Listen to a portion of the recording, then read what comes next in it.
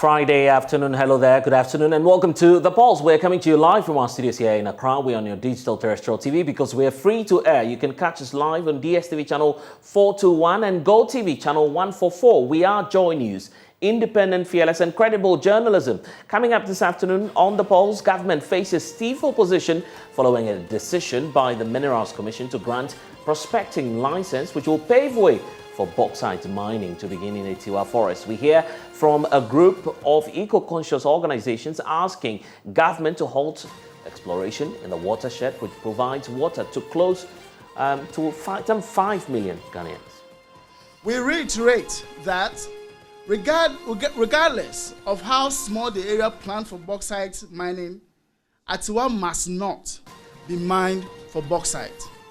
We get into the details shortly. And riots on campus. The National Union of Ghana Students is condemning recent inter-hall clashes at KNUST and the University of Ghana. We'll hear from some more student bodies who are also of the view that the unfortunate scenes could have been prevented. I think the hall master of the Unity Hall decided to calm the nerves of those who were in the Unity Hall or the fellows of the Unity Hall and move them into the hall. And a little later, we'll take you to Parliament as the minority there is calling for a complete overhaul of the Bank of Ghana's Monetary Policy Committee as it accuses the group of lacking transparency. We explore the reasons shortly here on The Pulse. It's brought to you by Global Communities Dignilu Affordable Safe Sanitation. Also, don't forget that we're streaming live on YouTube and all of our social media handles is at JoyNews on TV. I'm Blessed Sogah. Thanks for choosing us and please stay for details.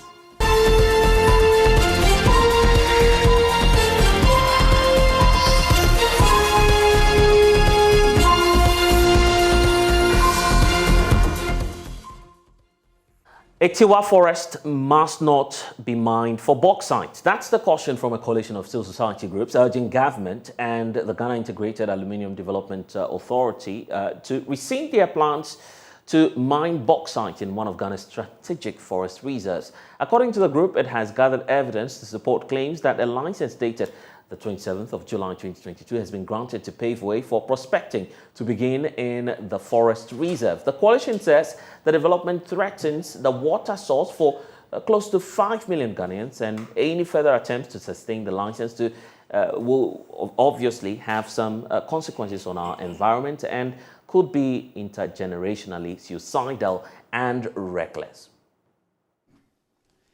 The minister did not notify the relevant district assemblies about the application for the mineral rights with license code PL555 and did not publish notice of the application in a locally accepted way nor exhibit it at the relevant district assembly offices. 2. The CEO of the Minerals Commission in a statement on 17th August 2022 claimed that the current Minister for Lands and Natural Resources has not granted a single prospecting license to any company to undertake exploration activities in forest reserves. When in actual fact, GAIDEC was granted a prospecting license within the same period of April 23rd and yesterday or 2 days ago, 17th August 2022. 3. The Minerals Commission and the Forestry Commission did not include this pending application on the list of pending applications they jointly published on 14th of May 2021, following the minister's directive banning prospecting licenses and activities in forest reserves.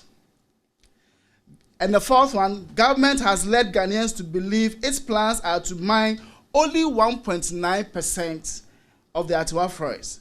Meanwhile, the prospecting license on the Minerals Commission website covers virtually all of the northern half of the forest reserve. We reiterate that regardless of how small the area planned for bauxite mining, Etiwa must not be mined for bauxite. The government and GAIDEC must rescind their plans immediately. Ghana can have a thriving integrated aluminium industry without targeting Etiwa Forest in order to save crucial water sources for over 5 million Ghanaians. This we have said over and over again, and we want to reiterate that. Failure to heed to this call will be intergenerationally suicidal and also reckless. The lack of transparency and the information throughout this process is unacceptable.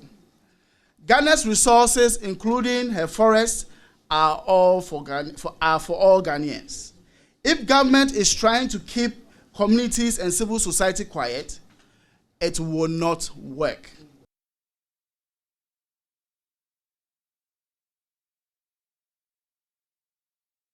Well, so Darrell Bosso, Deputy National Director, Arocha Ghana, there addressing the press. Fortunately, he's joined us in studio for us to have a conversation on this. Darrell, it's good to see you.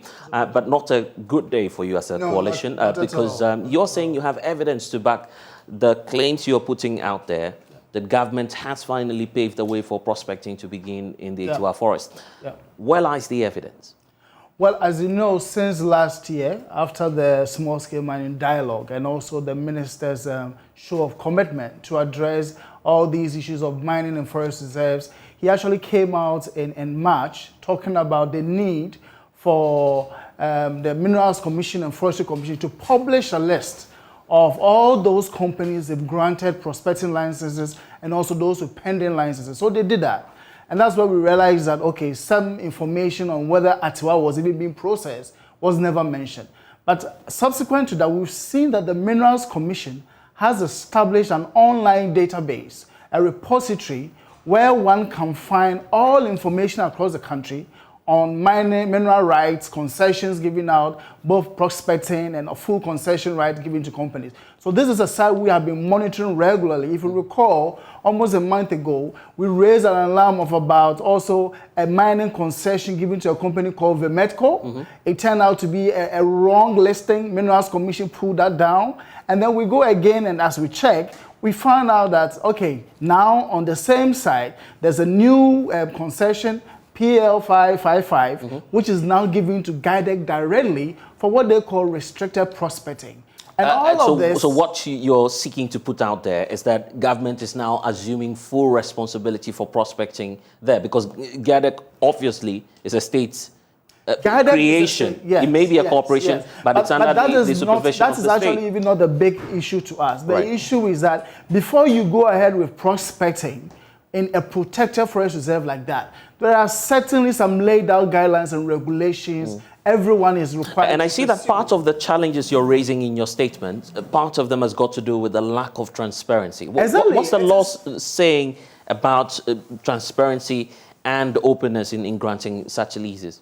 Okay, so first of all, in respect of mining process, if you want a concession right in a protected area for a very sensitive environment, you need an environmental impact assessment. GUIDEC does that. There's never been a public hearing, nothing has been done. And then again, if you are going to grant a prospecting license, you need to give opportunity to engage with local chiefs, even notify assemblies, and also publish that interest of a mine to the local assembly for everybody to come and exercise some comments or whatever in respect to that. All of that never happened. So it's been in the quiet, and all of this we see is a clear indication of government not wanting to be very transparent, so they avoid the resistance and also the comment coming from us, because they know that what they are doing is not the right thing. So they are trying to, as much as possible, keep the information under wraps, and we're always surprised. You wake up and there's always this surprise. Right, and I need to point out that, for instance, what you're seeing on the screens right now gives you the landscape itself that we're talking about. Some spots there indicating activities of some illegal mining going on there, but we'll talk about that conversation shortly. Now, back to the focus. Why must government stop prospecting, particularly when we're finding ourselves at the time the government says we're in dire need of liquidity, we don't have funds, and the state needs to develop as well. So just opposing these issues, what should be the priority for us as a state? Why not opt for responsible and sustainable mining instead of a complete halt on the processes that you're calling for? Now, I think what every Ghanaian needs to understand is that the government has indicated its intention to develop an integrated aluminium industry. That will bring enormous economic and job opportunities to people. Right. Nobody doubts that. But what we have been saying time and time again is that government needs to be very strategic. need to be judicious in the use of the resources, and needs to be intergenerational in thinking and planning. And what we are saying also is that if you look at the reserves of bauxite in this country, you find them, interestingly, in two critical forests in this country. One is Tano-Ofin, and the other is Atiwa Forest. Tano-Ofin has got more than 70% of Ghana's bauxite deposit. And we have said that if government would focus and show due diligence and go into focus on investment in Tano-Ofin alone, where the impact and the collateral damage will be much less compared to Atiwa, Ghana can still thrive with what we have. If you recall what the Vice President said some years back, that the bauxite industry alone in Ghana alone will be over $400 billion. Now, Atiwa is just 25%, less than 20% of that $400 billion. How much money do you think that we cannot get from one side? Now, we're talking about liquidity. If you go for Atiwa, that means that our water sources is also priority to us as a state. We need the finances for other things, but our water is also very crucial. One of the key things that we need to be mindful of is that water services are finite. Once you lose it, you are not getting it back. I thought Galamsey taught us all a big lesson. So it beats our mind that government is being reckless and saying that we have bauxite in all places. So let's go take it. Why use such a word against the government when it clearly has a plan? And we've heard from the likes of the Vice President, as you're talking about. This forms part of that broad Sino-Hydro arrangement, I guess, with the government. I think, let's understand something. Nobody knows the state of the Sino-Hydro arrangement. And let me be very clear. You feel it's shrouded in secrecy? I'm not going to go into that discussion, but let me be very clear on this. The Sino-Hydro agreement does not necessarily pinpoint exactly where bauxite mining should happen. It says clearly that the government of Ghana will exploit its bauxite resources to offset any loan or financial But if that arrangement finds itself within Atiwa, the government will be helpless, right? See, it is up to our government to be very judicious in the use of our natural resources. China never asked for bauxite coming from Atiwa. China said, I'm giving you $2 billion. If you say that our bauxite industry is worth $400 billion, do you need to touch your water source as a first resort if you just need $2 billion? But Dara, if you look at the landscape, you look at the landscape right now, in terms of landscape? Well, okay, let's talk about even the country itself. Yeah. Where will be more? I mean, which side of the country will be more fertile for this bauxite? See, I mean, weighing to that amount which is involved in this, barter system that if you really want us to go into what will work for Ghana, bauxite mining now, in this era of climate change and all the issues of biodiversity and water crisis all over, nobody needs bauxite mining in this country. But that position is also not realistic. Because as a country, we need to develop. And I'm just saying that, I just said here that there is a forest reserve, Tano-Ofin. This is a forest reserve that is classified as both production and what, protected. So you need to understand, within the regime of protected forest reserves in this country, a forest that is production based allows for extraction of resources. So that forest reserve is already used to that extractive services, opportunities. But when you take Atiwa Forest, it is wholly considered protected, all because of the water services. Why doesn't government pay attention to the over 70% bauxite deposit in a production reserve, which is Yinehini? I am not by that saying that there are no collateral damage to that. But I said we need to look at the opportunity costs and the trade-off in relation to both so let's look at that. Let's look at Atiwa. There's nothing like fertile ground for bauxite. And for instance, I'm interested in looking at the issue of the alternatives. What else could we have been using the Atiwa Forest for, which will raking such a revenue? Wonderful. That government is critically in need of. Yes, we need to put that alternative. And you see, in all our campaign, we have been offering solutions and alternatives to government. Recently, last year, you heard Ochehini talk about the fact that we need to pursue a green development pathway for Atiwa. So he asked for a national park. What does a national park give us? Once you have a national park, the Atiwa Forest becomes a hot spot for tourism significantly. Just look at how tourism has transformed the central region. Kakum alone receives over 100,000 guests, and largely most of it domestic.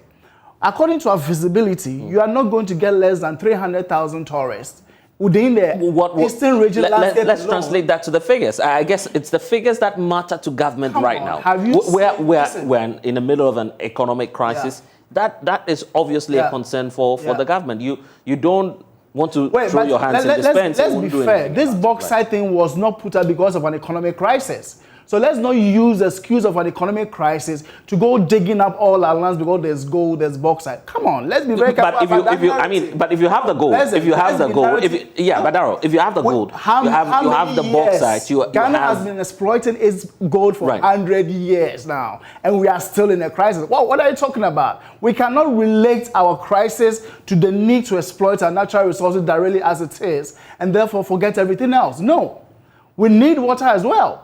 How do we get the money to provide water for the people when the forest is gone? Are you saying we'll go for another loan? Or you think that because of the economic crisis now, let's destroy it because we'll get loan from China again to get boreholes and all of that? I think we need to also look at that discussion within the context of intergenerational services and judicious use of our resources. Not just the economic now. This thing was 2018. 2018, we are in 2022. So why are we justifying that it's an economic crisis, so we need it? I don't think it's a fair argument to make. So what government is doing now is just looking at short-term. And that's why we are saying that it's reckless for government to go directly for a forest reserve that is providing water for over 5 million people. Okay, and what's the land size that we're dealing with, where we're seeing? This forest is about 230 square kilometers. Can't we just mine a little portion of it and just get something? I think that's what's the greatest fear, and we need to find out from your group what's the greatest fear if we just mine a little portion of this responsibly and get some bauxite. That will bring some money. Okay, so these pictures we are seeing on the screen is about Galamsey. Bauxite is worse off. Okay, so for bauxite, Atawa is a hill. It consists of the second highest peaks in the country, about 850 meters above sea level. What bauxite does is that they will clear the whole forest and blast the hills. So for a hill, the what we're seeing now will be gone. So the bauxite is actually that heap of soil that constitutes the forest. So that geology that we see in that area, which is the hill, will be blasted away and carried out to be processed as bauxite. So if you understand really what bauxite mining is, there's no way you would advocate for it in a watershed like Atawa.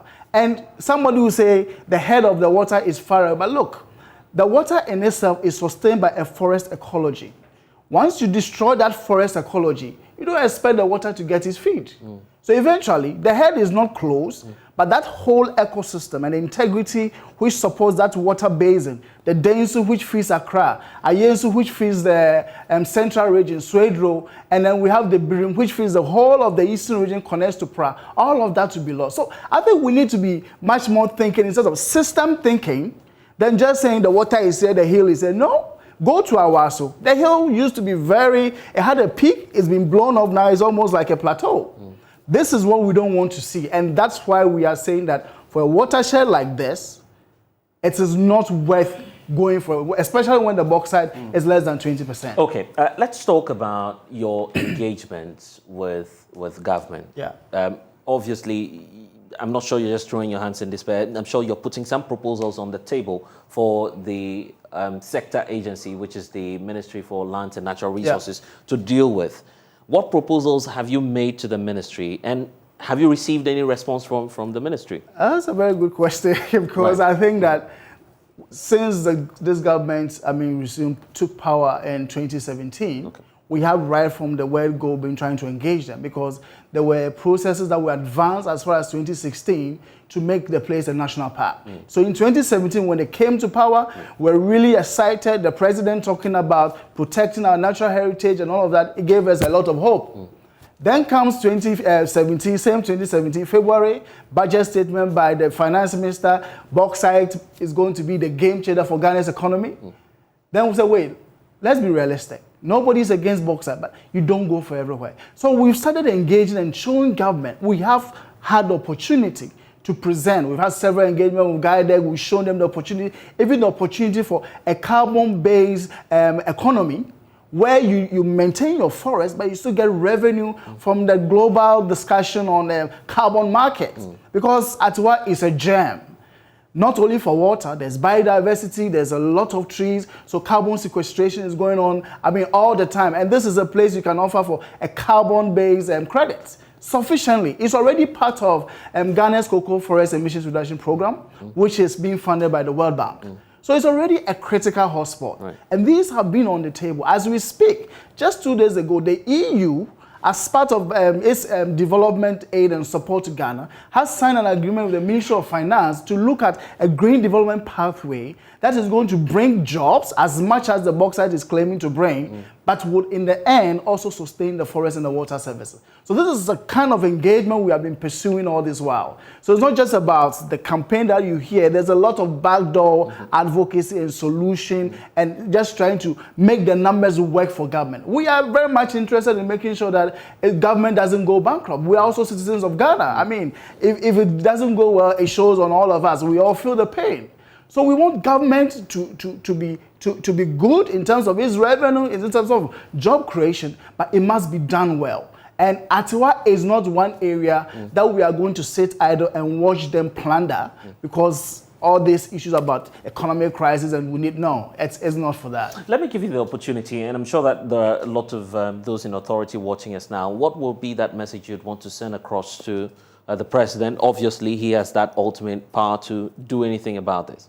What message? Yeah, I think there has been a lot of voices of reason. I can recall several institutions, even in 2018, the Forestry Commission itself appealed to the presidency that, look, exclude Atiwa from any bauxite mining plans. And the last year, the Ochin also, and I believe that I can say for certainty that we have sufficient evidence to prove that we can secure Atiwa the way it is for its water services, biodiversity, and also the climate and marine services without destroying it, and create so many jobs, much more than the bauxite will create. We just need government to listen to the alternatives we are presenting, because there's a proof of case, and we are willing to engage with government to do that. In fact, but we can also say that if they persist, we are going to make sure that due diligence is followed. It takes, and we have every legitimate right to do that as citizens. We are going to. I thought that would have been the last one. Let's just spend a minute to touch on this, because earlier you pointed out that there was some activity of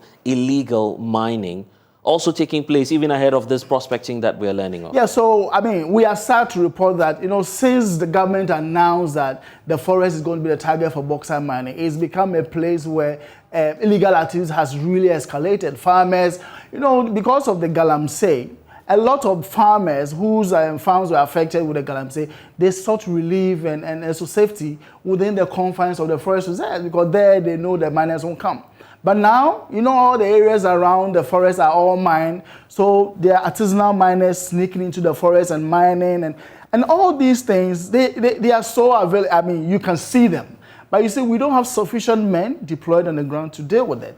We expect that government as a forest, if you are truly committed to exploiting the bauxite and securing the rest of the forest, as they say, they will have ensured this place is so protected, there will be no illegal activity. But that is not the case. The illegal activities is even overwhelming the forest. But we believe that a government will say, let's make it a national park. The transformation will be so amazing. And this is what we are ready to present government if they will listen.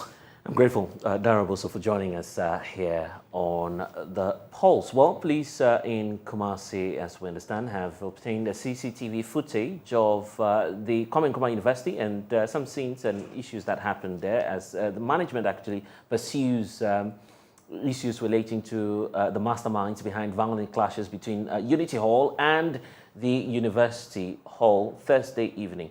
At least 12 students have been injured and 9 staff owing to vehicles vandalized by rampaging students. Love FM's reporter Nanaya Ojima has been monitoring that and has gathered some more reports on that.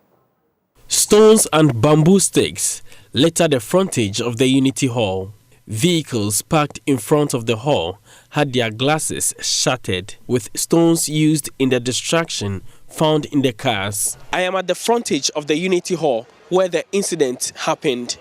From sources, students of the Unity Hall were attacked by their colleagues from the University Hall. It was an unprovoked attack according to my sources. Behind me are some of the vehicles that were affected when the students pelted stones at the residents of this hall. Let me take this opportunity to assure all parents and stakeholders that the situation on campus is calm. I'm sure you saw heavy police presence on campus, and the police will remain on campus to make sure that life and property is protected. As part of a Hall Week celebration, some fellows of the University Hall, Katanga, joined by their old folks, and others from the Castle Hayford Hall, University of Cape Coast, embarked on what they call a Zulu procession within the campus. They also went through the principal streets of the KNUST. Reaching the frontage of the Unity Hall, the students of Katanga are alleged to have held objects targeted at their long-standing rival hall. An eyewitness narrates what he observed. I saw a group of people descending from Hall 7 to the forecourt of Kunti with flying stones, throwing sachet water, bottles and what have you. And because these guys had outnumbered the Kunti guys around the forecourt, they also locked the door. They entered and locked the door. Preliminary investigations by university authorities reveal staff of the Unity Hall prevailed on the residents from retaliating. University Relations Officer Dr. Norris Bequing explains. In the process, I think the hall master of the Unity Hall decided to calm the nerves of those who were in the Unity Hall or the fellows of the Unity Hall and move them into the hall as they were trying to close the gate. These guys were still throwing stones. And because they did not get access to the students, or I don't know what they wanted to do, they decided to destroy vehicles. At least 12 students sustained injuries. It is established some of the victims are not students of the university, but their mission on campus is yet to be established. Some of them were targets and some of them were also pelting, were throwing stones. The initial checks revealed that some of those victims are really not students. We are unable to tell where they come from, and so we are making sure that we get this. The university management is expected to meet on Friday to decide immediate measures to control the situation, with a possible ban on ongoing Hall Week celebrations. For JoyNews, Nanaya Ojima reporting.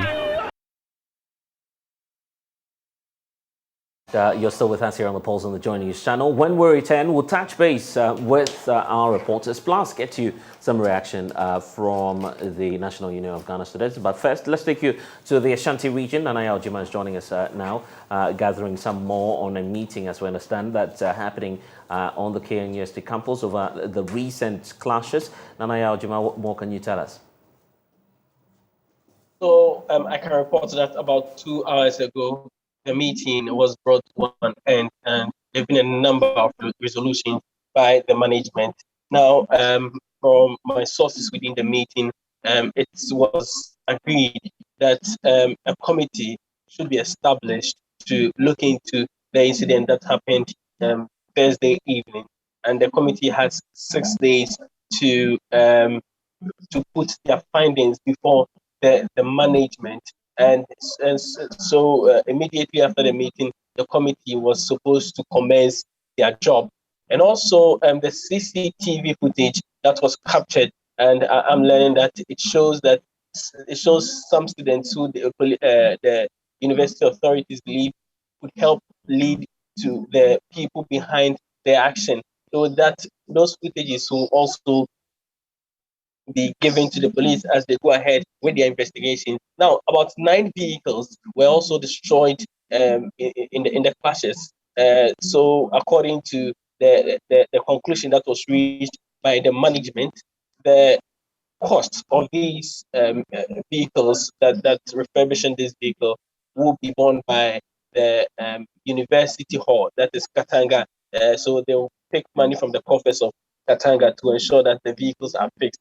From the information that I get from one of the people who were affected, they've been directed to take all these vehicles to the maintenance department of the university. Now, I also understand, or information that I've been picking is that one student whose name is being withheld, he's actually a student of the Castley Hayford Hall of the University of Cape Coast. Now, we understand that students from the university joined Katangese because there's an alliance between them and the Castley Hayford Hall of UCC and also Katanga. So they actually joined them to go on the procession. And one student from the UCC who joined the procession also seriously injured at the Konkwanoche Teaching Hospital. The information we have is that he sustained some machete wound, and he is now in stable condition. But the health professionals at the Konkwanoche Teaching Hospital will not discharge him immediately. They will have to study his condition and help put him in a more comfortable situation. So far, these are some of the resolutions that I was able to gather after the management completed today's meeting. So what can you say about security on campus? Do we have the Ghana Police Service deploying more people just to ensure that there's calm on campus? Exactly. There is a number of police personnel on the campus. I could count, even just in front of the Unity Hall, I could count not less than 50 policemen, uniformed men on campus, and they are ensuring that there's no further clashes between the two. These 50 men were just dedicated to the Unity Hall. There are other vantage points where other security men or policemen were also stationed, and there are also police patrol bikes which are also on campus and are ensuring that continuously they patrol every corner of the university to ensure that the area is safe, and then students are allowed to go on with their academic work. So due to that, all the students who had class today were able to go to class without any hindrance. And also, I tried speaking to some of the students, even though some of them still harbor some fear. The presence of the police on the ground give them some kind of confidence that they are well protected and there won't be any reprisal attacks in the next few days. Juma giving us the latest from the Ashanti region. Obviously, this forms the second of such events. First one happening at the University of Ghana, but the National Union of Ghana Students has actually condemned the recent spate of violence and lawlessness exhibited by the students. So let's bring in now Dennis Pierre Labi Ampofo, who happens to be president of the group. He joins us in studio. Thank you so much, Dennis. And it's not really a good time to be seeing you, but let's start off by some of the recent happenings at, first of all, Legon, and we're hearing of what's happening at KNUST. Nooks says you condemn, I mean, you're clearly condemning this, but beyond that, you want some actions to follow. What do you want that to be? I think that, first of all, I want to say that it's not been a very comfortable 24 hours for myself and the team at the National Secretariat. Not just the 24 hours in the last 2 weeks, right? Because we still in the midst of dealing with the Mensa Sabah Hall, Commonwealth Hall issue, and then now we have to contend with the KNUST issue.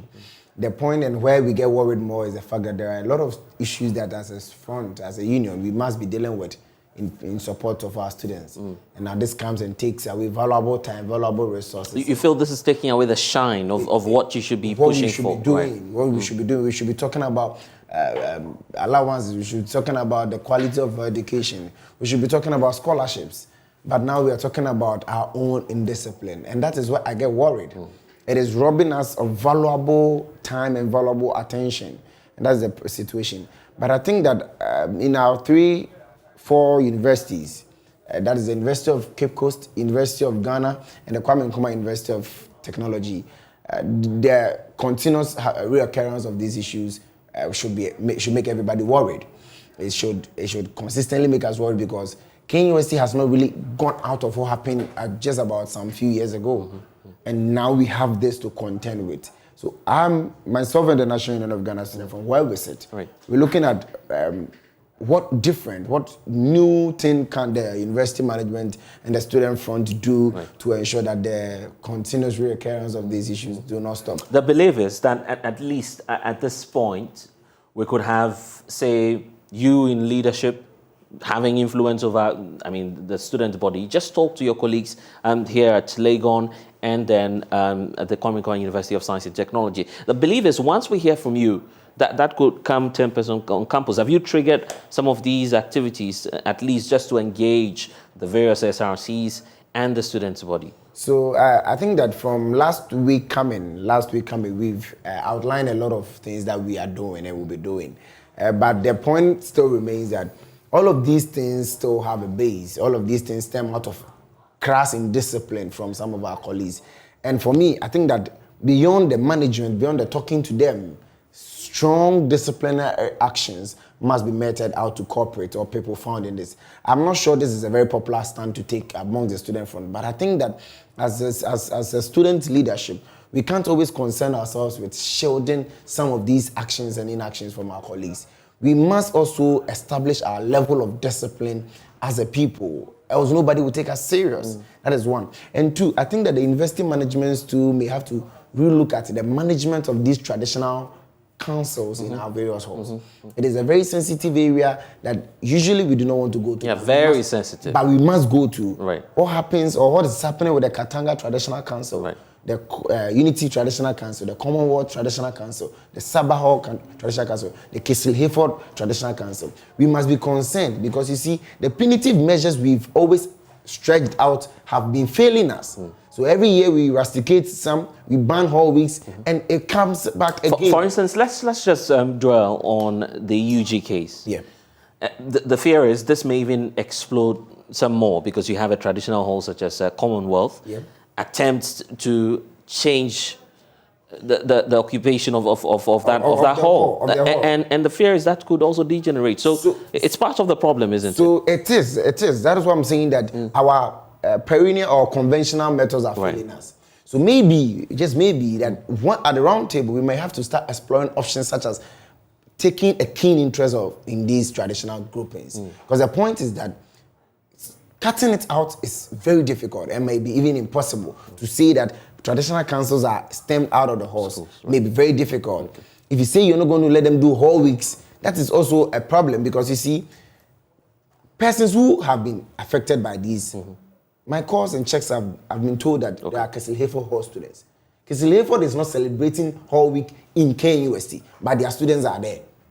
It tells you that our conventional methods of applying discipline is actually failing us. So I am all for the discipline, I am all for the punitive actions against persons found culpable in this. But I also believe that the university management, our student front, would have to relook at how we look at these traditional councils. We may not have to treat them as outcasts or groups which we do not care about. We must at this point be concerned about their activities, concerned about how they go about their things so that we can properly regulate it. Else, it will keep coming back at us. We will keep having these issues year in and year out. And this is also to my colleague students. I think that this is bad. It is bad to the extent that our finances are going to be affected. Really? This is how our finances are going to be affected. Right.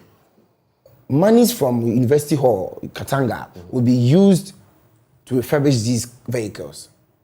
Monies from Unity Hall may be used in this situation. It will be students' funds which could have gone into trainings and mobilizing to support our colleagues. These funds will be going here. At the end of the day, the student front is what suffers. So this is a clear message to every single one of our colleagues that if we do not discipline ourselves, we will continue to suffer the repercussions of our actions. We will continue to suffer some of these things. And another one too, not just to our students, is to the university management. Yesterday, when I picked the intel, I spoke to Professor Jerry, the Dean of Students, this morning. I spoke to Professor Eugene Date, the Dean of Students at UCC this morning. And my message to them is very clear, that the history of these issues shows that if you are not careful, there may be retaliatory actions being planned by the other hall. Is that what you're picking up? That is what I'm picking up. And this is a message I've communicated to the SRC presidents, the deans, and the persons in charge, that if we are not careful, there might be retaliatory actions. But this is the catch. It might not come in the next few days. Interesting points you're raising. If you are not careful, you go lay low, you would have security presence all over. But in a matter of weeks, when you are caught off guard, there may be retaliatory actions. I'm saying this on the background of my history as former Hall President of Ogwa Hall and former SRC President of the University of Cape Coast. These things keep reoccurring. So from now till whenever, the university must be on high alert for retaliatory. Interesting points you're raising. We're getting updates from the University of Ghana because we know that the University incident is just happening, and I'll come to you, barely 2 weeks after some similar clashes that we recorded somewhere around the Saba and Commonwealth Hall of the University of Ghana. Well, my colleague Michael Papani-Ashali was at the University of Ghana, where, of course, another meeting transpired, and he has some more updates for us. The matter was discussed extensively, and it was noted that the actions emerging from the UG Council decisions were inconsistent with the basic laws of the university, and evidently biased with some omissions with respect to rules of natural justice. By this decision to punish our hall officers for the actions of students outside their jurisdiction, are we being invited to think that should any student of the University of Ghana be found on the wrong side of the law outside the University of Ghana campus, the Vice Chancellor should be held responsible for such conduct?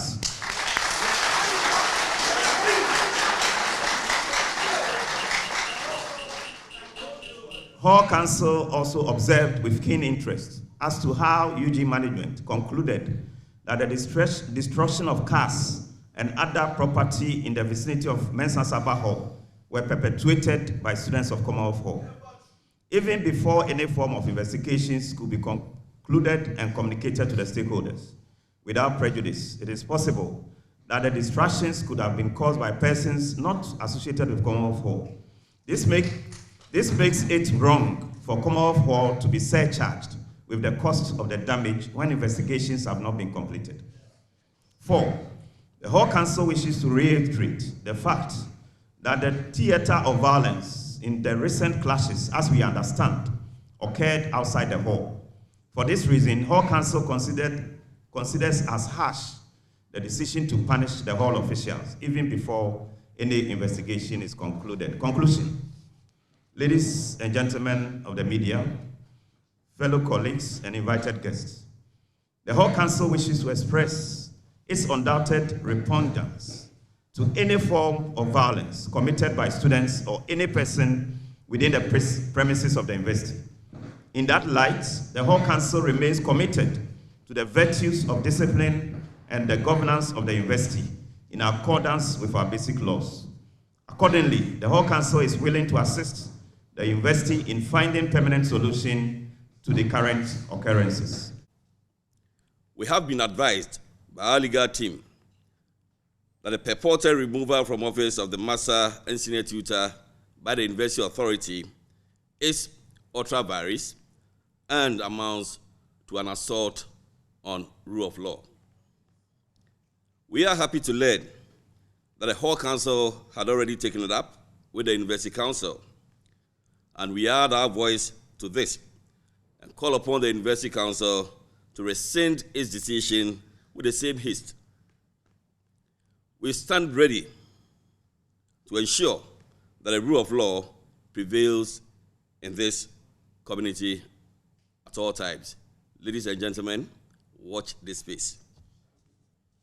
3, ensuring peace on campus.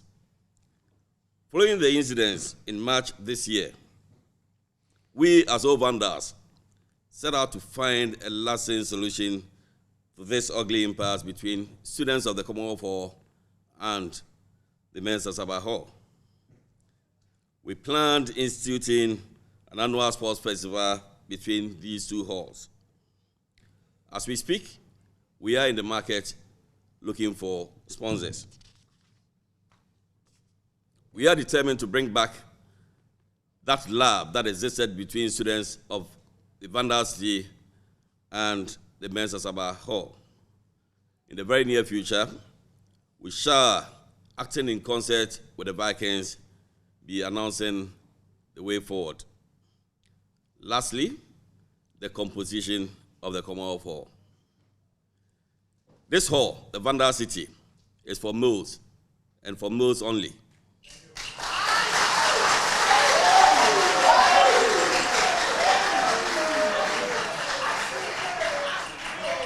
Thank you. It is incumbent upon every vendor to, and in fact, we do guard this jealously. So, any attempt by any person to touch the status quo will be vehemently resisted.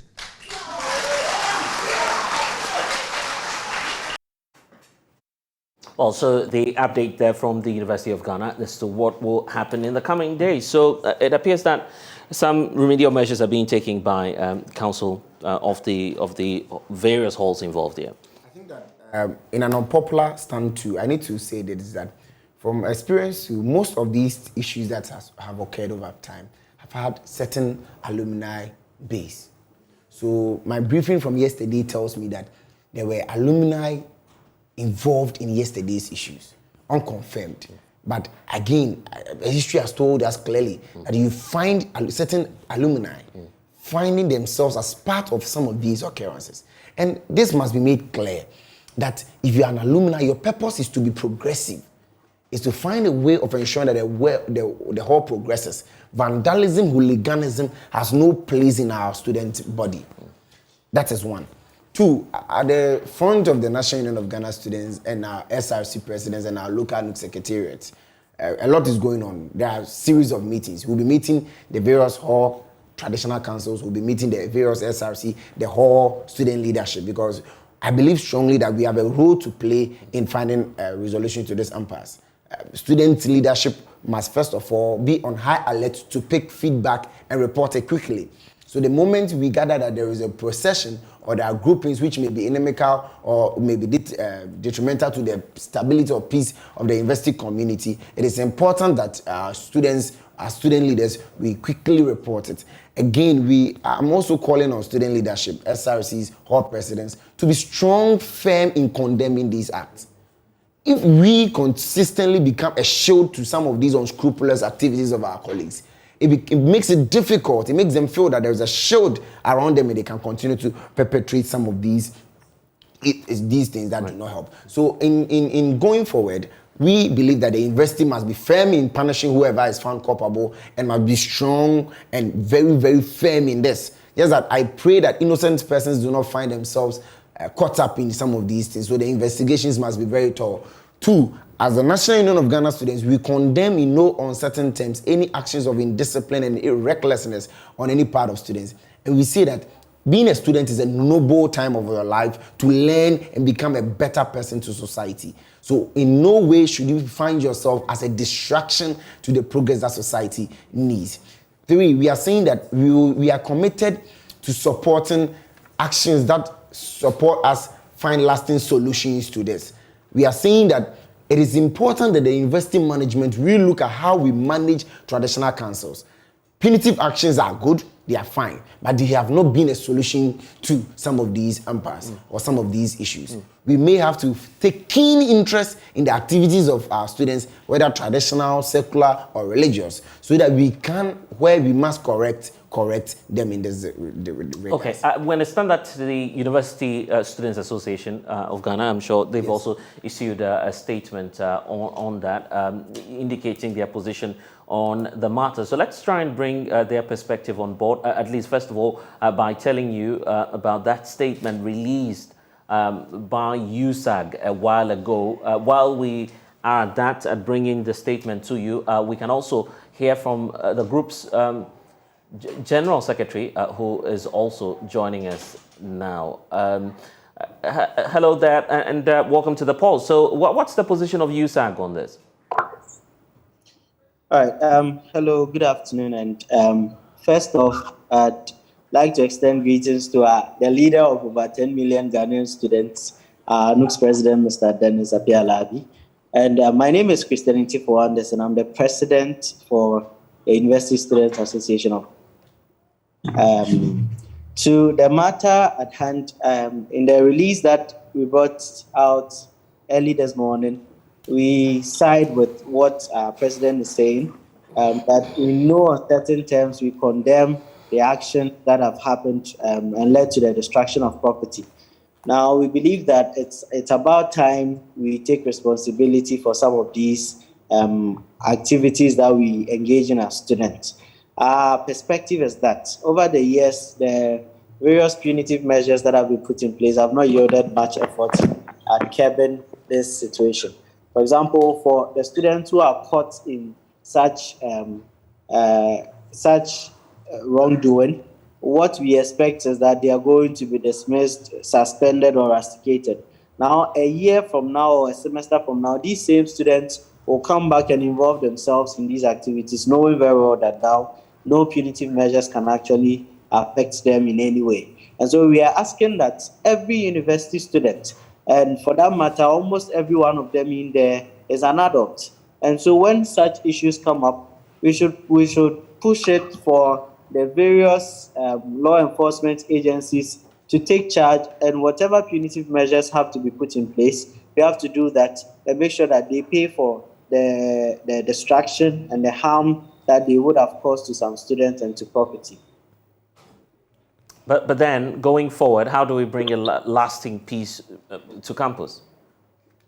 Yes, so equally with my background as a former General Secretary of Unity Hall, I know very well how these conversations work with my members or my students.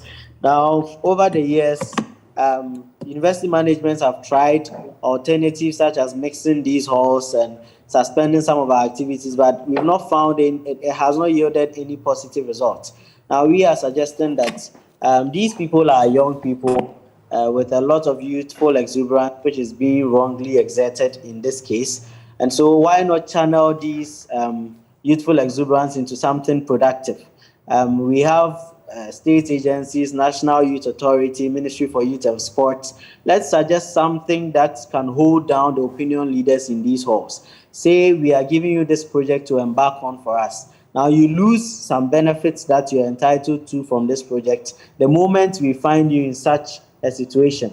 Because in previous times, this rivalry has yielded so many positive results. Just 2 days ago, Katanga went on the FQ match procession, and this FQ procession is in support of FQ, throwing more light on the essence of FQ. And so if we're able to find something positive for them to do, and they know that they stand to lose some privileges if they do not back down from some of these activities, I think we can actually hold them down for the meantime, and then make sure that whoever is caught in these with punitive measures that are beyond even the university, I think that can curb the situation a bit for us. So you have some experience on campus, at least from K and UST. Yeah. And I'm sure that you're still in touch with some of your colleagues. What do you pick up as part of the reasons for which we're seeing clashes on campus, just as what we've witnessed over the past 48 hours? Yes, so basically these issues are all due to the exertion of superiority. Usually the current crop of students that we have in our universities and in these halls do not necessarily know the origin of these rivalries that exist. And so we can call on our old students who are in good places now to come back and then let us understand where this rivalry sources from and what exactly, how we can channel it positively. Because it is just because they do not know how it started, and in the end, they just want to exert their dominance over their space. And that's what leads to all these distraction and these clashes. The way forward, and I'll take your thoughts first of all before I come to Dennis. What do you intend to do in terms of collaboration, perhaps with NUCS and other students' bodies, so we can bring some finality to the matters? Yeah, so NUCS user get block under. And so in essence, we are already supposed to consult when it comes to matters such as these. And we've already reached out to various hall executives across these halls to engage, see how we can collaborate. But as I stated earlier, I'm looking at how to get some state agencies to come on board, and we will look at how to channel these energies into something productive. And then let them know there are some privileges they get to benefit when they're able to comply with this law and order. And hopefully the opinion leaders amongst them who lead them to these charges will find a way to keep the boys calm and let them stop that these issues do not pop up again. And for you, Dennis, I'm sure that you've been listening to some of the points he's made I think that, and the issue of collaboration. Chris made some very valid points and some very insightful thoughts which we have already espoused. And my conversation with Professor Eugene Date this morning, University of Cape Coast Dean, I agree with his comments when he says that these are actions against the Public Order Act. Some of these actions are not just university actions, that the university takes control over and met out disciplinary actions. Because they're from experience, like Chris said, when they are rusticated, they don't go home. They stay around. Right. And now they do the vandalism or hooliganism full time. Because there is little you can do to such a person. You can't rusticate the person again. If you dismiss the person is not going to go home. Because there is shame in the house waiting for the person. So my point is that if the Interior Ministry or the police service can be firm when you are caught vandalizing or in any of these actions and you fall short of the Public Order Act, let the laws take its full course. And at this point, are you willing to take up that challenge as Nooks, say, well, write to the Ghana Police Service, we have the IGP and so many other officers there. Do you intend to write to these officers to at least, first of all, restore calm on campus and then take some more strategic measures that would ensure security on campus? There is a lot we're doing both at the forefront and behind the scenes. Even my conversation with you today shows our level of commitment to support the system, stamp out these actions. We are calling on the Ghana Police Service. This is not just a university matter. It is a situation that affects innocent lives and national issue. Right. And for me, it is even a national security matter because who knows what would have happened if this continues. That is the point when it comes to discipline. And that's how far we are willing to go to support the system discipline.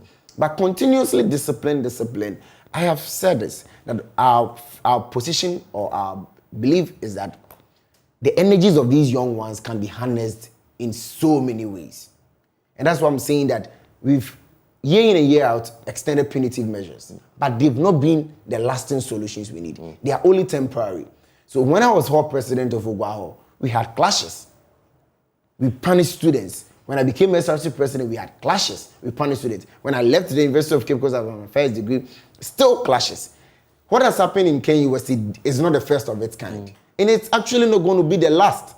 Oh, you think so? Definitely.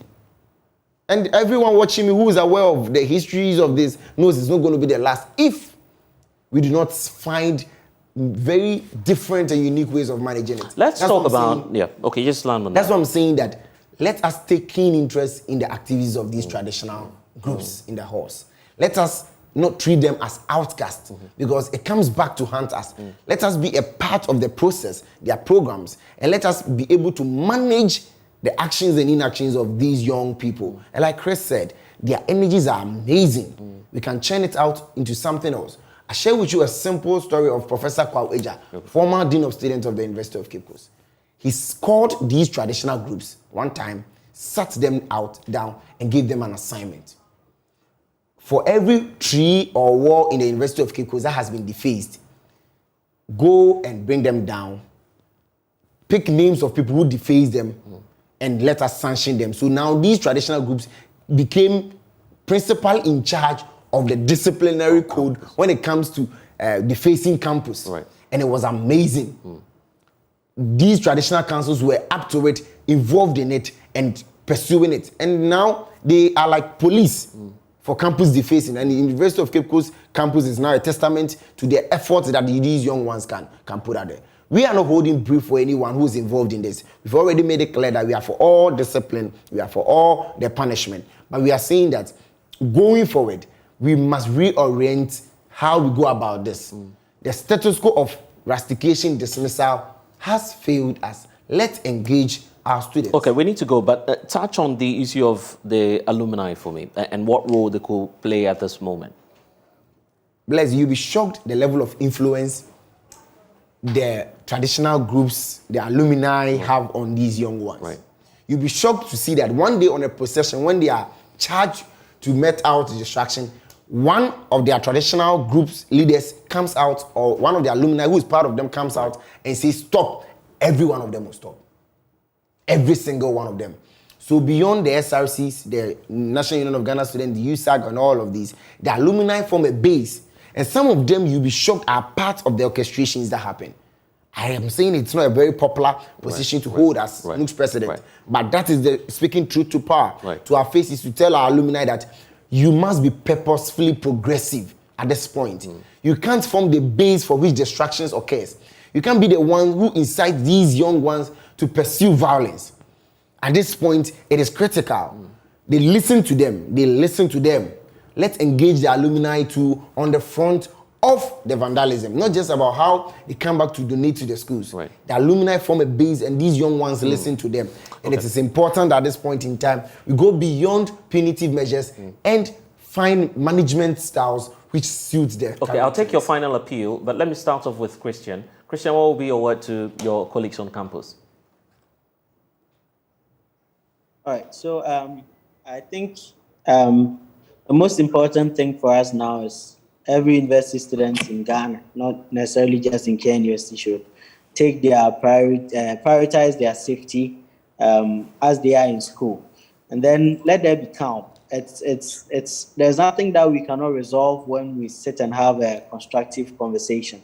So hopefully we'll be making our way to campus to meet opinion leaders within the hall. We've once been there with you, we've once served with you, and we are hoping that this time you allow us to sit down, let peace prevail, and we can protect the academic lives of ourselves and our students as a whole. And for you, Dennis, your final word? Thank you very much, Blaise. I think that this is to all our colleagues, our students. We are losing more than we are gaining if we continue on this path.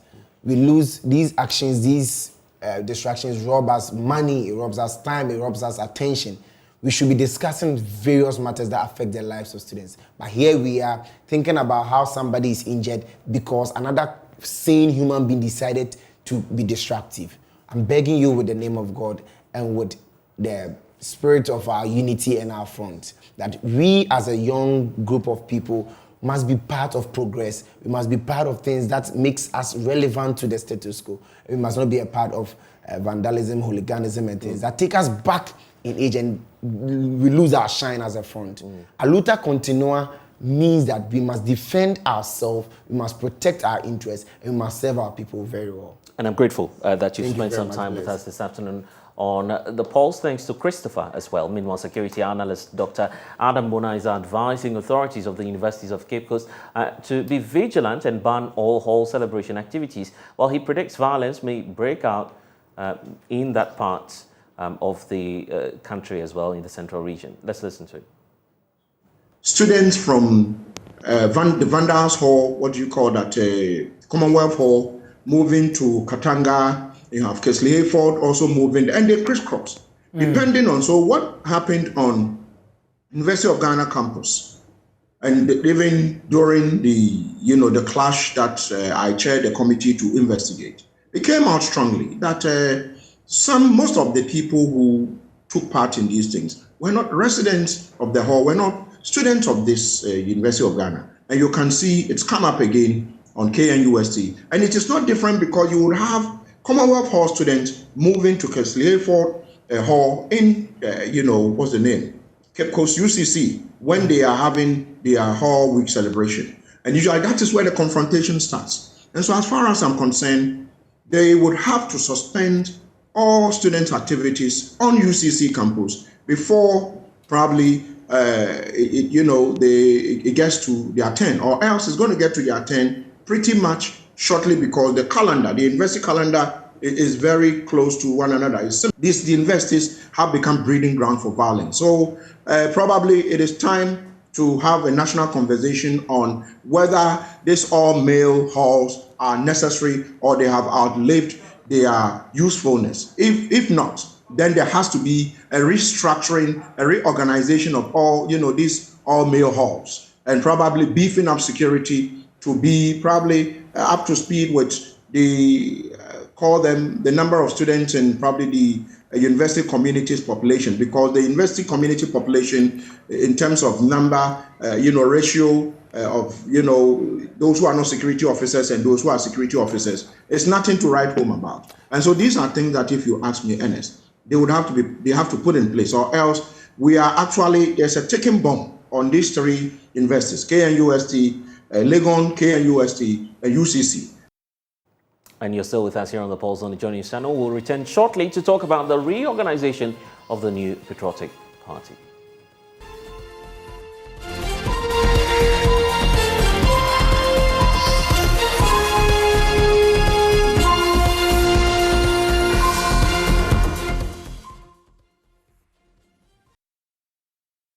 And you're welcome back. President Akufo-Addo has called for cooperation amongst the kingmakers in Dagbon to find a worthy successor to the late Mion Lana Na Abdullahi III. For him, the gesture will be a perfect tribute in honor of his memory. The Mion Lana passed on Tuesday evening at the Kolebu Teaching Hospital after his body was actually airlifted to Mion and at the Jubilee House to officially inform President Akufo-Addo about the Mion Lana's death. A leader of the delegation, who is also secretary to the Bewa Palace, said the kingdom is yet to come to terms with the Mion Lana's death.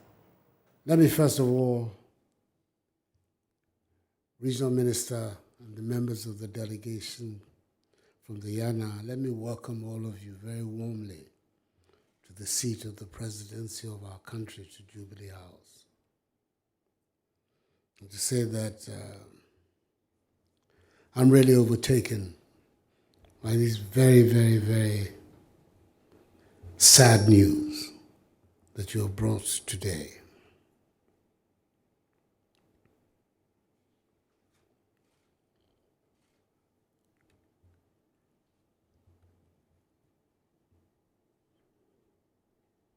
The father of the Mion Lana, the Yana Muhammadu Abdullahi, was a friend of mine. I met him at Pedrasi Lodge when my father was president, and he was a member of the Council of State, the first Council of State that we have had in this country. And somehow we bonded and became friends. Subsequently,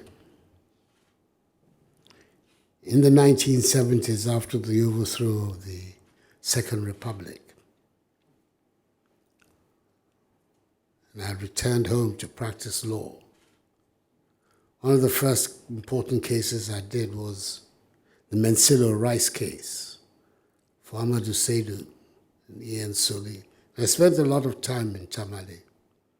And my host, whenever I went to Tamale, was Alhaji Yaya Idi, who was then the caretaker of Muhammadu Abdullahi. So we met again, and the relationship was even further deepened.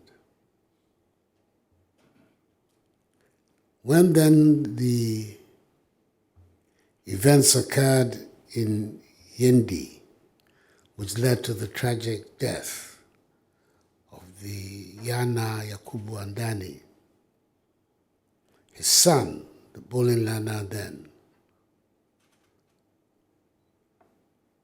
lived in Yendi in the very difficult circumstances that all of you know. It was important that every time I went to Yendi to see him, and to remind him of the relationship between me and his father, and that I felt it was important that that relationship should be translated to him as well. And ever since that time until today, both of us have kept faith with that commitment. When it became possible for me as president to try and settle the issues in Gabon that had given rise to the tension and the difficulty and the instability there, the greatest part of the joy for me was that his position in the Gabon state had now become settled. There was no longer any dispute about who he was, his royalty,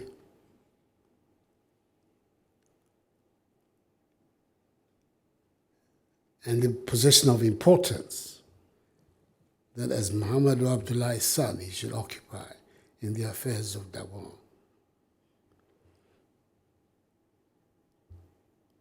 We maintained the friendship, and obviously, there's always the hope that one day perhaps he too would have the opportunity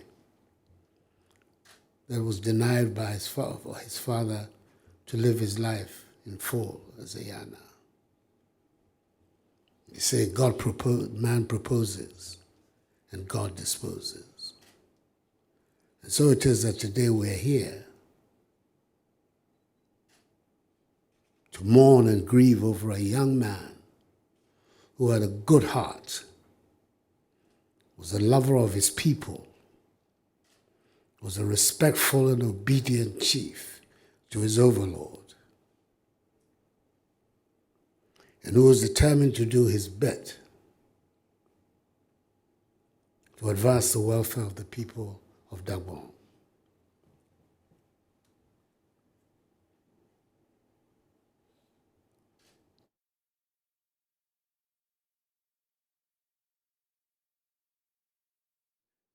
I should do him the favor of sending him to visit Dubai. And he went there. And from all accounts, he had a wonderful... And our hearts are definitely with the people of Gabon. And now to the exciting news for you. The JoyNews EcoBank Habitat Fair comes off next Wednesday, the 24th to the 28th of August 2022 at the Accra International Conference Center. It's happening from 8 a.m. to 7 p.m. daily, and you need to be there already. Some exhibitors are promising juicy discounts. And joining me in studio now is one of such exhibitors, Quality Insurance Company. I'm sure you've heard of QIC. Evelyn Frimpoma Foko is Head of Sales and Marketing, and Jude Jerry Boahin is the brand's manager. Let me start off with the lady, right? Ladies first. Okay, no. I see you're not happy about it. So, Jude, tell us about QIC. Right. QIC is a general insurance company licensed under the Companies Act of Ghana. We've been in operation for over 25 years. We underwrite all forms of general insurance, from travel to goods and transit to marine, and especially what we are discussing, home insurance, and any other form of general insurance. That's where you focus. Precisely. I mean, and for how long have you been doing this as an organization? QIC has been in existence for the past 25 years and counting. We are one of the most solvent in the industry. The industry standard is 150%. We have a solvency ratio of over 250%. That tells you the kind of capacity, the kind of work even going on there. And Frimpoma, I'm sure that as we're talking about the Habitat Fair, a lot of people will be on the lookout for some of the discounts you're promising them and some of the programs or policies you have. So let's talk about the home owners policy that you run at QIC. Okay. So the QIC homeowners insurance policy, it's a policy to protect your home, so your house and its contents. So it's important that as homeowners, we take time in acquiring what we have. So it's important that we always take something to protect it, so that in the course of anything, any claim, anything that happens, we see all these things happening, flood, fire. These days, it's becoming rampant. Right. It's important that we take these things to heart, to do insurance, so that if we lose these things, we still have somewhere to go to be able to recoup. But I'm sure there's someone watching us now who will be asking the question, I mean, what's the essence of even insuring my home anyway? What would you say to such a person? So basically, it's to protect your home against fire, burglary, allied perils, anything, natural disasters that happens to your house and its contents.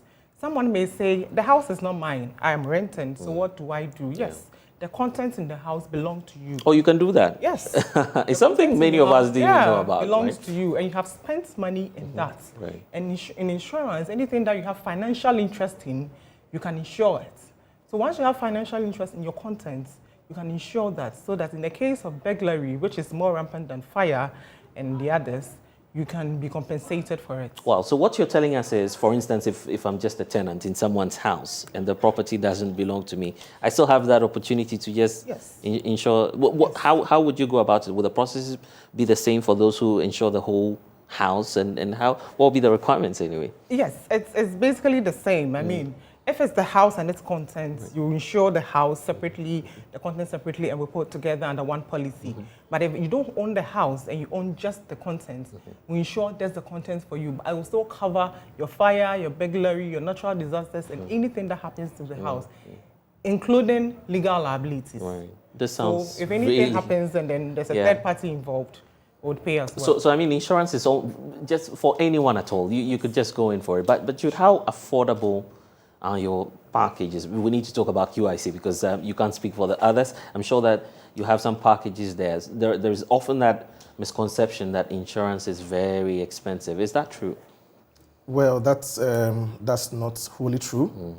The misconception out there, it is premised on the fact that mostly people try to compare the vehicle insurance premiums they pay to the value of the home, which is not the case. Home insurance operates on even points something, but when it comes to vehicle insurances, it operates on whole figures. Right. Now, to KYC's home insurance, it is very affordable. Very affordable in the sense that it suits everyone's pocket. For the purposes of our viewers and our listeners, normally premiums are determined based on the value of your assets, as my colleague. So depending on what you are attempting to insure, precisely. Right? The value of the building comes to play. The value of your contents or your assets that you have, personal belongings or personal effects, all these things. Aside the best practices or risk management, the location, your personal risk factor, that is the moral hazard as to how many claims you made before, and all that.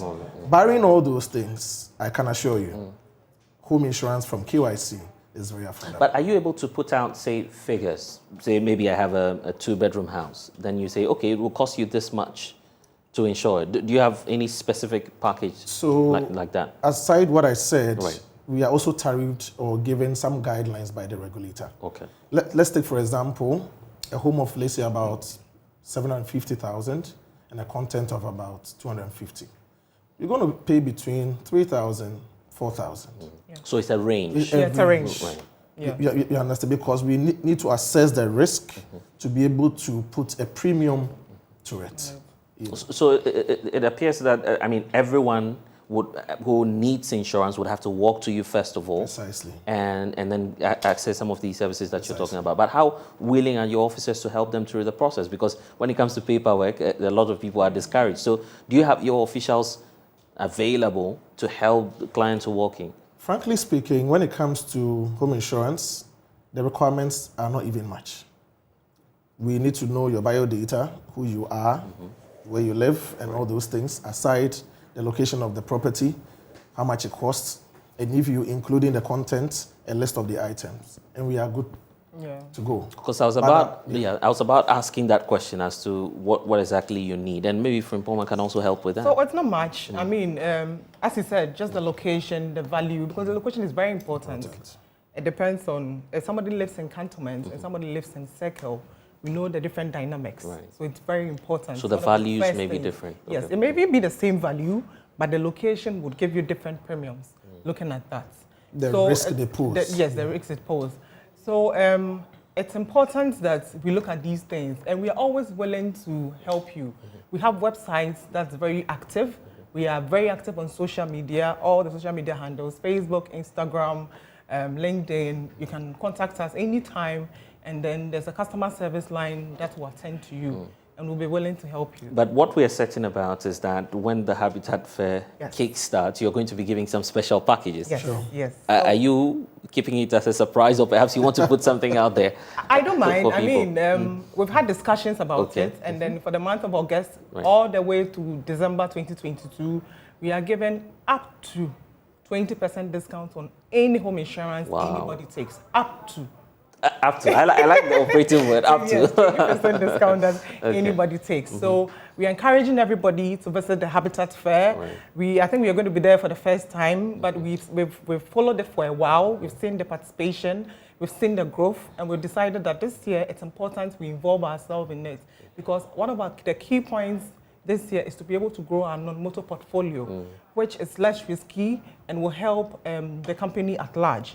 So we encourage everybody to come in there, talk to us, we'll give them good packages, and they'll be able to protect themselves, their families, and their homes. Well, Jude, let me take this from you. And what you pride yourself in at QIC is that you claim to be the mother of innovation. What's unique to the brand? I mean, and when people do business with you, what results are they guaranteed of? Right. I think it still borders on the misconception that you spoke about earlier. People believe all insurance companies are the same, but with QIC, we say we are different from the rest in the sense that at the heart of our operations is a key word or a cardinal word, which is innovation, as you rightfully mentioned. And when it comes to innovations, it guides everything that we do. We are motivated by the word convenience. So in everything we do, we try to be different. That led us to the development of our Go Girl insurance policy, which won 2 awards concurrently, 2019 as the product of the year, and then 2020 as the innovative product of the year. Same we did with Golden Age. Golden Age has been launched. It is on the market now. It targets people above 55 years, and it offers amazing benefits, non-insurance benefits. i.e. facilitation of your home laboratory servicing, and then also a guaranteed courtesy car at the time of accidents, and then also a 24-hour on-call. Right. We believe that people at that age should not be really bothered that much. Right. They shouldn't go to the stress of reaching us. So you are always available. Same with our Go Girl policy that offers a courtesy car. Right. Gives you the opportunity to renew your driver's license at the Prestige office. All at KYC's cost. Right, and that even brings up the issue about the location and where we can just access your offices, because we're also in a digital age. I'm sure that people can take advantage of some of the platforms you've created. Yeah, so physically, we are at Ring Road Central, close to Paloma. That's where our head office is. And then you find us at Adabraka, close to Roxy Cinema. Then we are in Kumasi, we are in Tamale, we are in all the regions. You find us in all the DVLA offices as well. Anytime anybody needs anything, you can walk in there. If you don't have the time, you can always call us on 050-717-5500. And I was going to ask about the website as well. Yes. Yes, so take your time with the number, first of all, and then the website as well. All right, so our numbers are 050-717-5500 or 0302-751-460. Right. Our website is www.kycghana.com. You can visit us anytime on all our social media pages, as I already spoke about, and then we are willing to assist you. All we say is, KYC is what? Protection solid as gold. Wow. And you all have that tagline with you. Do you have something to say well, finally? I think we would want to encourage everyone to attend the fair. Right. Feel free, put aside all the misconceptions, ask all the questions from home to insurance. And I think we would be more than willing to assist them. And for you, Frimpoma, you have something to Yeah, we just expect the best. We know Joy FM is the leader, so we always want to be associated with the leaders. So we encourage everybody to visit us at the Joy FM Habitat Fair starting from the 24th to the 28th of August 2022. And enjoy all the discounts. We tell you, you'll be amazed at all the things we would give you. Anyway, and thanks to Jude and Frimpoma for joining us. And you also need to make some time to be there next Wednesday, obviously happening at the Accra International Conference Center. It's now time for our conversation with our partners, Deutsche Welle's Thomas Sparrow, who's joining us now for some updates on what's happening in Europe. Thomas, first of all, give us some context to some of the recent activities of wildfires happening elsewhere.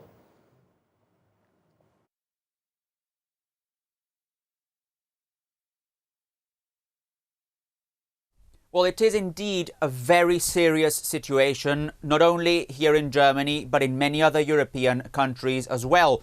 Over 600,000 hectares of European land have already been destroyed by fires this year, and this is 56% higher than the previous record during the same period in 2017. All this according to EU data. And Europe is moving towards record land destruction from wildfires this year, and the problem is that even though it has rained a little in the last few days, the continent continues to experience a severe summer heat wave and drought, which is affecting complete ecosystems, but is also causing serious economic problems in many European countries.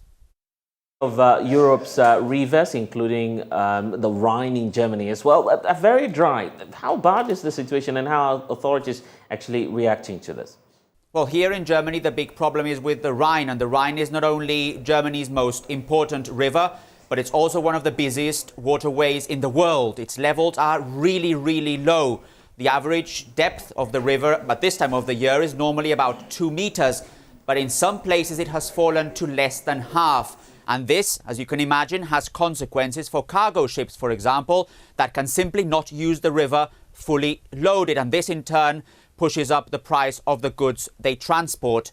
And all this could really have consequences for the German economy if disruptions continue for a long time. After all, the Rhine is used to transport grains, chemicals, minerals and coal, which is particularly important in the current economic situation as Germany seeks to diversify its energy sources. And as such, authorities are precisely trying to find alternatives to transport these goods, for example, by transporting coal on cargo trains and making this a priority.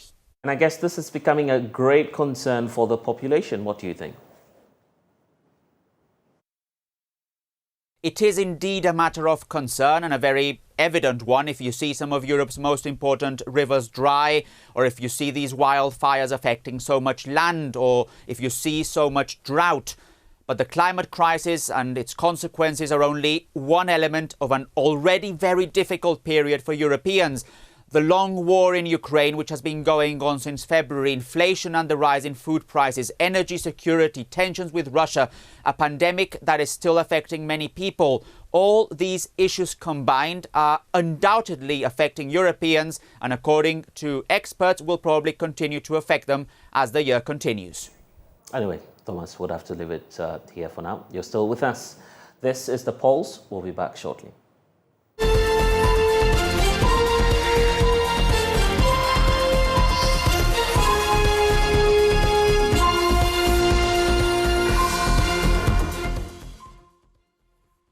Welcome back to The Pulse. The Ghana Institute of Journalism is bringing together alumni of the university to promote businesses amongst alumni members. Well, let me bring in at this point Kofi Atiamo, event lead of GIJ Homecoming.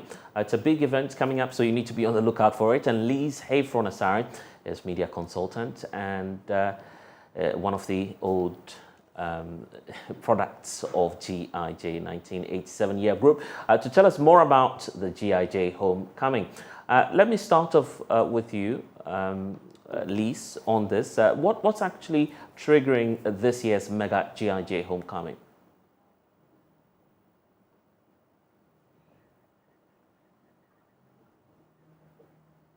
Elizabeth Asare, if you're with us, I was just trying to find out from you what's triggering this whole GIJ Homecoming event. I think that for us, for over the years, we have been through the institute, but we have not come together as a body, either to put back into what we got from GIJ or to build a body of journalists that will stand the test of time and that will impact those that are coming out of GIJ now. So I believe that that is our main trigger for it. And we want it to be an annual event, and if possible, to coincide with GIJ graduation. So as you're coming out, you see students or you see people who have gone through GIJ, what they have become, who they are. And so the younger ones who are now graduating have something to look up to. and know that it's a lot of hard work that they need to put in, even coming out of school. And I guess the last time you showed up in class was in 1987. That must be a long time ago. How does it feel just coming back on campus? For me, I'm very excited. I'm excited because I get to see people probably I haven't seen since 87. I have met others who finished after me.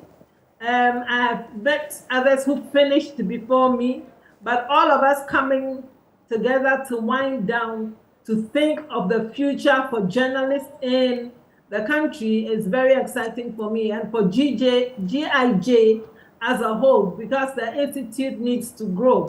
And if we who have passed through do not put back into it, it won't grow the way that we want to see it grow. So for me, it's a very exciting time. Indeed, very exciting times. And this is where I want to bring in Kofi as well. The initial perception was that you were just targeting a particular year group. But it appears that's changing really fast now, isn't it? So tell us more about the year groups that are open to this homecoming program. Yeah, like you mentioned earlier, the initial ones that happened in the past were more for particular year groups. I mean, they came together to do their homecoming for themselves. But this year's homecoming is prioritizing for every year group from the 90s into the 2000s. And then we have very, very good responses from those we've contacted, especially from the older ones and even the younger ones. And we expect that there will be very, very huge participation. For GIJ, the alumni of the school remains unsung, if I should use that word. At least I know of Elizabeth Asari, because obviously we talked to her here on the platform. But can you share some of the names with us, some of the people who've gone through the school, and if we should be expecting them at the upcoming event? Okay, so for me, I'm from the younger generation, so I may be able to mention a few of the younger ones. Right. We have Elamundi, we have Johnny Hughes, we have Gehat Mensah, we have a host of them. Even at multimedia, we have a number of them. But Mrs. Asari, we can give us a whole list of the past GIJ. She mentioned a few names, and I was even surprised that these ones went to attend GIJ. Yeah. So I'm sure she can help us with a list of a lot of names. Yeah, in fact, we have, for instance, the tourism minister featuring on there. Elizabeth, you remember some more of your colleagues as well? Yes, and the Honorable Minister of Tourism was my mate. Oh, interesting. Kobe Asma is the editor of Graphic. Ambassador Cabral and Bleami here was at GIJ at a point as rector. Madam Giftia Fenyidazi, former president GJA, Ransford Tete, now the names have escaped me. I mentioned quite a few. Lloyd Evans, Yabuedo Ayabuafo. Right. Quite a number of us went through GIJ, and I believe that it's time to come together, not only to reminisce or not to be nostalgic, remembering the times we were there, but to impact more on those who are coming out now. I want to see a bridge of the gap between the old and the new. Yeah. I believe that we need to stand as a team. We need to stand strong. And if we want to stand strong, then the younger ones have to learn from the older ones. It's a pity that the older ones have moved on. So do not turn back to look at journalism like the way they used to when they were practicing it. But I believe that if we come together, we can make an impact and ensure that journalism stands strong, and to make sure that even though they probably are not seeing what we went through, because it was more of a state-owned media when we came out, they still have ethics, we still have ethics, we still have disciplines, we still have to chart the straight and narrow path where we are not just chasing after sensationalism and that kind of reporting, only the entertainment side, but we know that we are educating and informing the public, and that we need to marry all and not just stick to entertainment and gossip, but rather to bring out facts and information that would help us develop, not only as journalists, but as a nation. Yeah, indeed. And Kofi, if there's one thing you also want to achieve as a group after the event, what would that be for you? Yes. So since this is the one of the biggest ones that is happening, we want to use this platform to gather a lot of data, a lot of information about the old students, and then we want to really form a united front so that we can do something for ourselves and for the school. And that's why we put together this event, which starts tomorrow with a football event competition among the registered year groups. We have about 6 year groups who have registered. And then it continues on the Wednesday, 24th, with a section of the alumni meeting the students to inform and then tell them about how those days were on campus, and then how that will help them in their studies and then after school as well. And then on the 26th of August, which is next week Friday, is the main event, and we are inviting everybody to come on board. We are inviting everybody, every old student from 90s into the 2000s. Everybody's invited. We want to If you're saying 90s, if you're saying 90s, you're excluding Elizabeth here. So say exactly. The 80s. I think we won't be there. Right. Yes, the 90s and the 80s.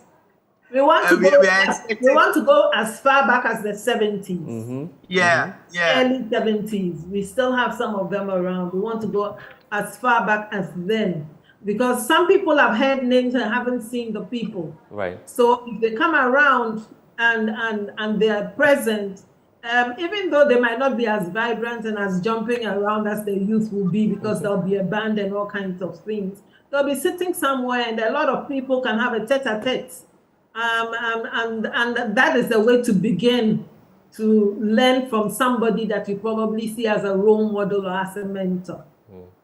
And I guess we'll be watching the space. Thank you, Elizabeth, and Kofi, for joining us here on The Pulse. Ever heard of coronary artery disease? It's a condition where major blood vessels supplying blood to the heart are narrowed, thereby reducing blood flow. In Ghana, over 14,000 people die annually from the disease. Well, that's according to the 2020 World Health Organization report. To help create our awareness about the condition, which can be managed when detected early, the University of Ghana Medical Center, in partnership with the Rotary Club of Accra Industrial Area, organized a training program for some senior high school students here in Accra. JoyNews' Faustina Francisca Ardi sat through the training program, and here's a report read to you.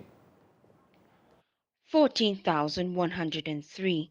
That's the number of people who lose their lives to coronary heart disease in Ghana annually, according to the latest World Health Organization data published in 2020. The age-adjusted death rate is 119.93 per 100,000 of the population. Health experts say the death rates could drop drastically if bystanders are trained to perform cardiopulmonary resuscitation on victims during emergencies. To help create awareness about the condition, the University of Ghana Medical Center, in partnership with Rotary Club of Ghana, organized a training program for 200 students from 5 senior high schools in Accra. The students are to assist people with CPR should the need arise. Chief Executive Officer of the University of Ghana Medical Center, Dr. Darius Osei, explains why the organization chose to train senior high school students. The whole idea here was that we wanted to train the high school personnel so that they can have an idea. You know, they are not there alone. Apart from the students, we have masters teaching them. We have some support staff. So at least within that community, if people can have CPR knowledge, and then there is any of these events, people collapsing, they can render some first aid before people come on board. President of Rotary Club of Accra Industrial Area, Dean Shikim, says their target is to reach out to every senior high school within the industrial area.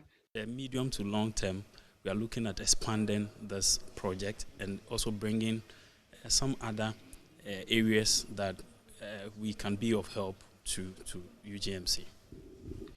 He further urged Ghanaians to take it upon themselves to read about cardiac arrest in order to give first aid to victims.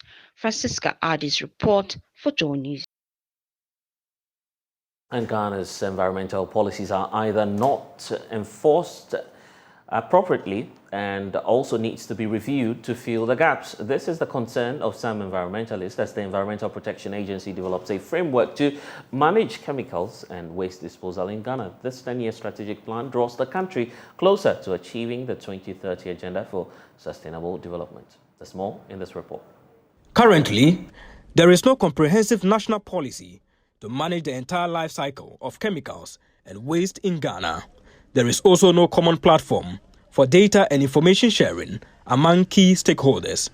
The Environmental Protection Agency, EPA, in collaboration with some stakeholders, has therefore developed a strategic plan to address these challenges. Executive Director of the EPA, Henry Kokofu, says inappropriate disposal of chemicals and waste is a major challenge in the country.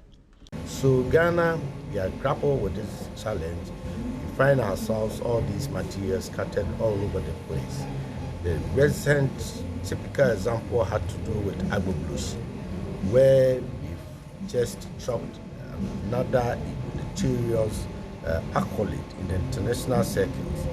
Ghana do have one of the worst electronic and electrical waste disposal sites in agroblues. Deputy Technical Director at the EPA, Dr. Sam Edukumi, said the chemicals and waste contribute largely to climate change and drastic measures must be taken to address the challenge. Materials we use, chemical products and materials, many of them have a lot of energy. And when you break down the chemicals, you release certain chemicals as well that have the global potential to affect the climate. Okay. Ghana will soon begin a project aimed at strengthening institutional capacity for sustainable sound management of chemical and waste throughout their life cycle. The project draws Ghana closer to achieving the 2030 Agenda for Sustainable Development. But climate change advocate Desmond Alugunua is of the view environmental policies in the country are either not enforced appropriately or need to be reviewed to fill the gaps. We as a country, I think that we need to not only go into these meetings with the processes, but also we have to go into these meetings with the delegation having a better understanding of what we should be doing home and then what we should be preaching when we go elsewhere. Because without this, it becomes difficult to engineer change. It becomes difficult to transition from talking or transition from theory into practice. And it is all about practice. Ghana is a party to the Minamata Convention on Mercury, the strategic approach to international chemicals management, and the Stockholm Convention on persistent organic pollutants. The country is also a signatory to the Rotterdam Convention and the Basel Convention on the control of transboundary movements of hazardous waste and their disposal. These multilateral associations are expected to be the guide for the implementation of environmental policies for a safer environment and human survival. For JoyNews, Samuel Mbura, Accra. And back here in the studio, that's all we have for you today on The Pulse. I'm Blessed Sogah. Log on to myjoyonline.com. We have updates for you there.